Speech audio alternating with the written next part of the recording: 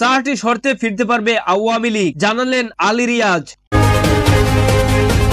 ছাত্র জনতার তীব্র আন্দোলনের মুখে গত 5 আগস্ট শেখ হাসিনা পদত্যাগ করে ভারতে পালিয়ে যাওয়ার পর আওয়ামী লীগের নেতাকর্মীরা আত্মগোপনে চলে যান। অনেকে ভারতে কিংবা অন্য দেশে চলে গেছেন। এছাড়া অনেকে আটকা হয়ে কারাগারে আছেন। ফলে দলের নেতৃত্ব কিংবা কার্যক্রম কোনোটা এখন দৃশ্যমান নয়। এদিকে 50 বছর আগে 1975 সালের 15ই আগস্টে বাংলাদেশের প্রতিষ্ঠাতা রাষ্ট্রপতি শেখ মুজিবুর রহমানকে সপরিবারে হত্যাকাণ্ডের পর ভয়াবহ এক সংকটকালে মুখোমুখি হতে হয়েছিল দেশের সবচেয়ে প্রাচীন এই রাজনৈতিক দল এই আওয়ামী লীগকে। সেই সংকট কাটাতে সময় লেগেছিল দীর্ঘ 21 বছর। জুলাই এবং আগস্টে গণহত্যার সঙ্গে সরাসরি জড়িয়ে পড়া আওয়ামী লীগ এবার ফিরতে কত সময় লাগবে, এই প্রশ্ন ঘুরপাক খাচ্ছে জনমনে। সম্প্রতি কাতার ভিত্তিক সংবাদ মাধ্যম আল জাজিরাকে সাক্ষাৎকার দেন সংবিধান সংস্কার কমিশনের প্রধান এবং রাজনৈতিক বিশ্লেষক আলী রিয়াজ।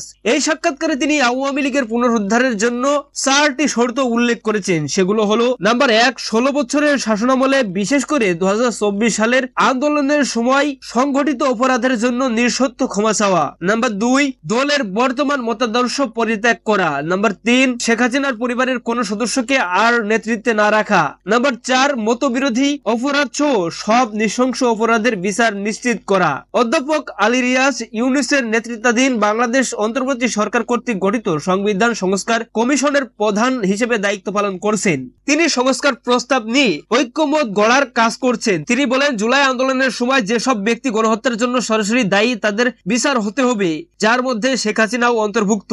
এই শর্তগুলো পূরণ হলে তাদের প্রত্যাবর্তন নিয়ে আলোচনা করা যেতে পারে। দর্শক, এই ছিল আজকের সর্বশেষ আপডেট নিউজ। সকল প্রকার আপডেট নিউজ সবার আগে পেতে আমাদের চ্যানেলটি সাবস্ক্রাইব করে পাশে থাকুন। ধন্যবাদ সবাইকে।